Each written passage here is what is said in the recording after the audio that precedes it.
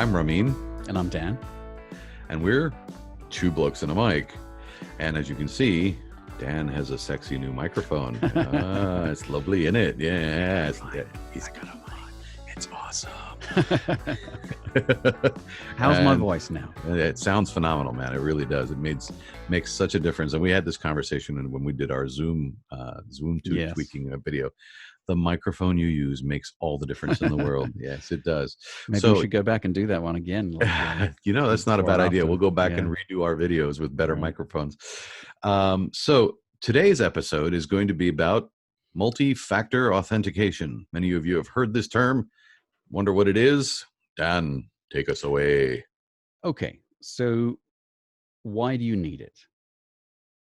Well, in a very succinct way, as soon as you turn it on, you make the bad guy's job 100 times harder. So what is it? It's a way. Talk to me like I'm a 4-year-old. What? Okay. No, but seriously, what is it? It's like a second password.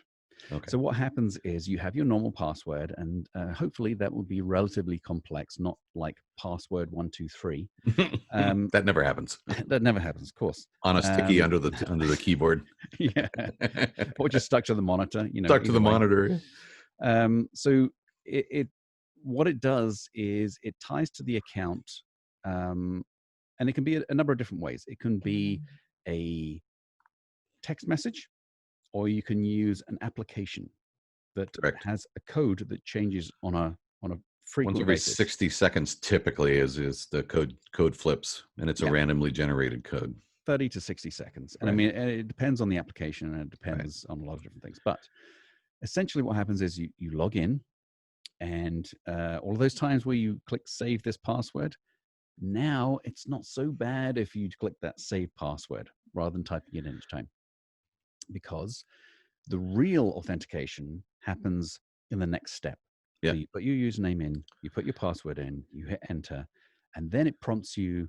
In our example, it'll say, what's the code? And you look up on your phone, and let's just use Microsoft's authentication here. We'll put the links to this one and these are actually available on the Google Play and Apple App Store. There's the Microsoft Authenticator and there's a Google Authenticator.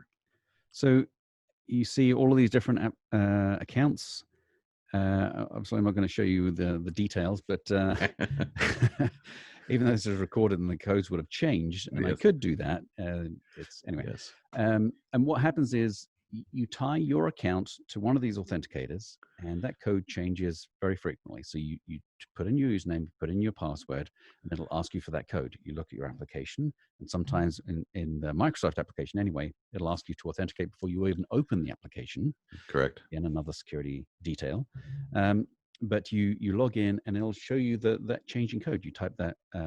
Normally it's a 6-digit character. You type that in, and it lets you in.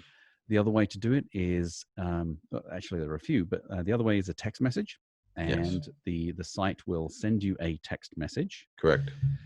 Again, you just put in that code for the text message, and other times you can get a little key fob, and it's the same idea as the Authenticator application, but it's a hardware little device. And these were have been used for many, many years. Many years. Those were around. Those are the RSA tokens that they've been around. Exactly. Forever. Right. And so again, the same thing applies. You type in a code and away you go. I actually have a bank account in the UK where they insist on this little dongle, like RSA token, and you press a little button and you type in your PIN code, and you press another button, and then it comes up with another code. And that so it's code, triple factor authentication. Nice. So you log in your username, your password. There's a secondary password of like, what's your grandfather's middle name or whatever it is. Right. And then this code. So it's great. Sometimes it's inconvenient, but if you're in a hurry. Yes, I would rather it be inconvenient, but secure. Correct. then convenient and not as Insecure. secure. Correct. Yes. Yes, yes. So Agreed.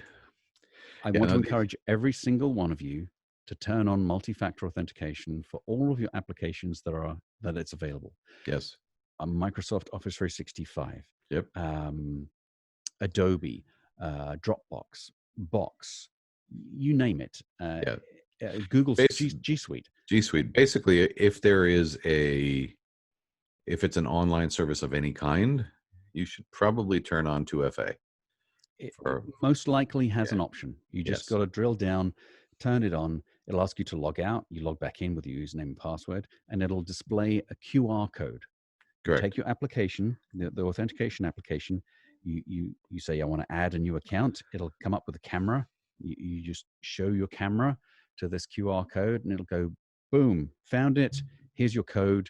You type that in, and You're you're in. up and running. Right. It's as simple as that. The only time I've found issues with 2FA is when you are, especially on an email provider, whether it's Microsoft Office 365 or G Suite. The only time I've found a problem with that is if you're trying to do scan to email on a printer. Right. Right. And Right. the printer doesn't know how to handle 2FA. So you've got to check with your IT department and have them turn off 2FA for that account that you're using for that particular thing. Yes, sir. God, it's like being in a fourth grade class. What? So one of the things you can do with that is actually turn on POP for those accounts in 365. Yes, you can. And as long as you use an application password Correct. and POP authentication, the photocopiers should work. Yes. It's now in G Suite, you need to actually go into security settings and for that account, tell it to use less secure authentication methods. Right. As sort of a one-off for that one device. But you did bring up a very, very good point. Applications. Microsoft Outlook is a great example. Microsoft Outlook doesn't do well with multi-factor authentication. No. So what they do is a workaround. It's not ideal. What happens is that you create an application password. Correct. It's a one-off password that is only really designed to be used in that one application. Correct. And you put that password in. It's not the same password as your normal login password. It's actually nothing to do with that. You're authenticating the application, not the user. Right. And Correct. so it's not it's great a bit security. of a workaround. It's not perfect, but Yeah. it is. But for those people who use like Office 365 and almost exclusively use the webmail functionality, which actually I've been doing for the past 6 months, and I haven't used Outlook in 6 months. Really? Yeah, I just don't. It works. Everything works. Everything is integrated there. They've done a really good job with their webmail interface. Personal preference. You know, many of our clients profess hatred for webmail. I personally thought that Microsoft has done a pretty good job, and they've done a fabulous job. It's well integrated. It integrates with all of your plugins and all the other applications that you use, and so everything works for me. I like I said, I haven't touched Outlook in 6 months. I'm actually afraid to turn it on because it's going to take 3 hours to synchronize. Right. Yes. So I'm just going to say, never mind. Don't Right. worry about the application behind the curtain there. Yeah. So but that's a personal preference. But that, when you're going into portal.office.com to get into your Office 365 account, that's where the two-factor authentication hits you. It won't even let you get close to Outlook or anything else until you've done the 2FA. Right. Right. Now, I also wanted to quickly talk about companies. And if you are the IT department, or if you're the office manager, or somebody who has to manage all of the accounts and passwords and whatnot for your staff, you may want to look at single sign-on. There are companies like Okta and Centrify Adaptive. Correct. There are many others. But what they do is they take all of your applications from Facebook to Dropbox to Office 365, you name it, and they put that under one umbrella. Yeah. And the whole idea is that when you have multiple people that you're managing, if you need to let somebody go, you just go to one place and you can turn off all their accounts, all access, right? All at once. And so what that does, just so for those who are tech savvy enough to understand what's about to come out of my mouth, the way they do it is they connect to your individual web-based accounts, whether it's Box, Office 365, whatever it is, via an API call between themselves and your service. And so that your service and all of its users and all of the permissions, et cetera, appear under the umbrella of whether it's Okta or Centrify or whoever it is. And then as Dan says, if I'm the IT guy, I can go in there and you say, John Smith is starting Monday morning and he's an engineer. I can go in there and go click, click, click, click, click, click, provision, and it's done. Now, if John Smith leaves 2 weeks later, I can just go click and turn him off. Yeah. It makes control. Now, the beauty of that from a two-factor authentication perspective is that once I give you, the new person, your single sign-on account, we've got 2FA turned on there.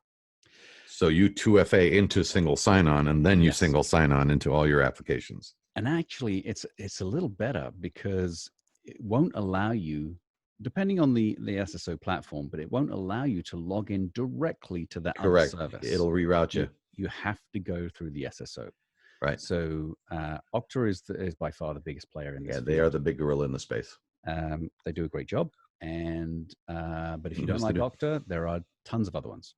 Yes. Just do your research. And if you have any questions, obviously in the comments, let us know. If there's something you need us to go look for you, we will look up this stuff and get back to you. Happy to do it. And that's kind of our mission here at Two Blokes and a Mic, is not to be funny all the time, even though we are. But our job here is to really try and help you make better decisions for your business. Yeah. So that's it, I think, huh? That was it. That's short and sweet. That's short and sweet. Oh my God. We did that in 10 minutes? Is that even possible? That's a new record. Wow, I'm going to need a break after this. All right, everyone. Let's pad the next one. Yeah, it's exactly. So thank you again for watching Two Blokes and a Mic. It's been our pleasure again speaking to you. Feel free to comment, ask questions, let us know what you think. If you want to throw Rotten Tomatoes, that's cool too.